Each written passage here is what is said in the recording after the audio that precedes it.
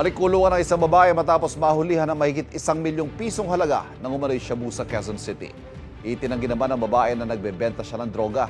May unang balita si James Agustin.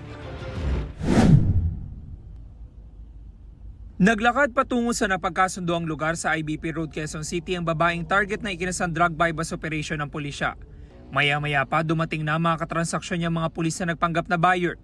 Mabilis na nagkaabutan ng item at pera. Agad na inaresto ang 36 anyos sa babae. Nakuha sa kanya mga plastic sachet ng shabu.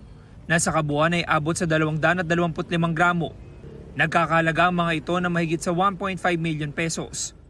Malaki yan ang galawan niya kasi lowest 25 grams ang kailangan mong bilhin sa kanya o orderin bago siya magde-deliver. Ang area of operation niya is madalas sa dito Barangay Batasan, Holy Spirit, Commonwealth.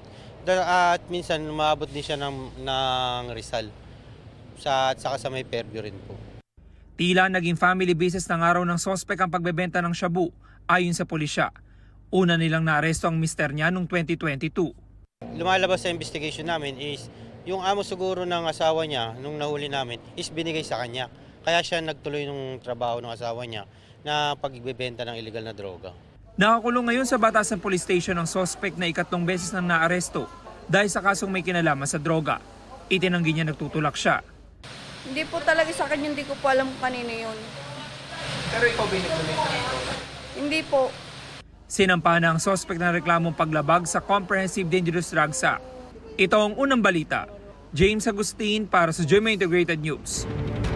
Kapuso, huwag magpapahuli sa latest news and updates. Mag-iuna ka sa balita at mag-subscribe sa YouTube channel ng GMA Integrated News.